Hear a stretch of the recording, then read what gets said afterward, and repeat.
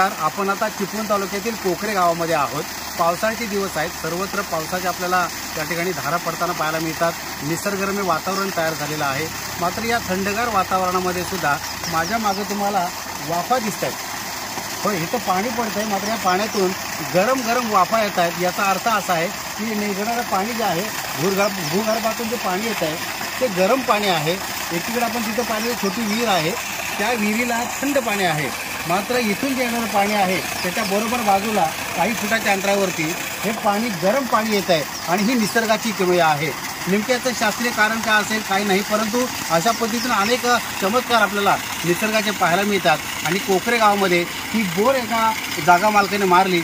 मात्र या बोरमधून ज्यावेळेला पाणी आलं ते पाणी हे गरम पाणी होतं आणि ते आज तागाय तिथं इतक्या प्रेशरनं ते पडत आहे आणि त्याच्यातून गरम वाफासुद्धा आपल्याला पाहायला मिळतात. आपण जर पाण्याला स्पर्श केला तर अतिशय कडक गरम असं पाणी आपल्याला या ठिकाणी पाहायला मिळतं आहे. म्हणजे अशा पद्धतीने आपल्याला अनेक चमत्कार या निसर्गाच्या एकंदरीत वातावरणामध्ये पाहायला मिळतात. आणि त्यातील एक अद्भुत चमत्कार की हा गरम पाण्याचं या ठिकाणी अतिशय चांगला प्रवाह निर्माण झालेला आहे. अशा पद्धतीनं आपल्याला निसर्ग आणि निसर्गाशीच आपण जोडून घेतलं तर नवनवीन गोष्टी आपल्याला अनुभवायला मिळतात.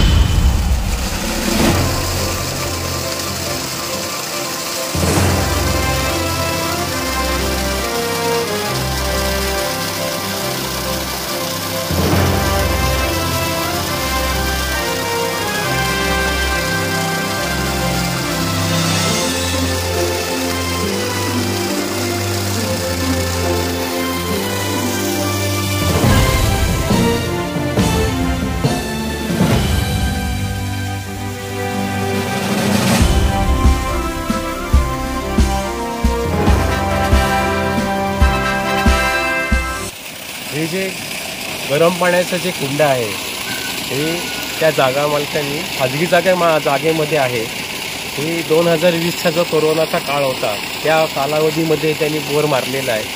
त्यावेळेस सुरुवातीला त्यांना जेव्हा गरम पाणी लागलं तेव्हा त्यांना वाटलं की थोड्या काही अंतरापर्यंत खोलीपर्यंत लागेल. पण ते जेव्हा त्यांनी आणखी अधिक उत्सुकतेपणे त्याचं जेव्हा उत्खनन केलं गेलं त्यावेळी त्यांना अगदी खालपर्यंत म्हणजे ते जवळजवळ सुमारे ह्याची आत्ता खोली सुमारे 200 ते 250 फूट खोल आहे. आणि हे आजतागायत अव्याहतपणे असं त्याच्यामध्ये उष्णोदक किंवा एकदम हॉट स्प्रिंग किंवा गरम पाण्याचं कुंड हे अव्याहतपणे अशाच पद्धतीने ते वाहत आहे. आणि ह्याच्या खाली काही आमचे पर्यटक किंवा जिज्ञासू मित्र जे येतात तेव्हा काही ह्याच्या अभ्यासकांचं असं मत आहे की याच्या खाली फॉस्फरसचे किंवा ज्वालामुखी सदृश्याची काही भूगर्भाची जी काही रचना आहे ती खाली रचना याच्या असण्याची शक्यता आहे. कारण तिथून जवळच आरवलीची गरम पाण्याची कुंड आहे, त्याच्या जवळ राजवाडी नावाची जी काय गाव आहे तिथे पण उष्ण पाण्याचे झरे आहे. आणि अशा तऱ्हेने या उष्ण पाण्याच्या झऱ्यांची अशी एक मालिका आहे.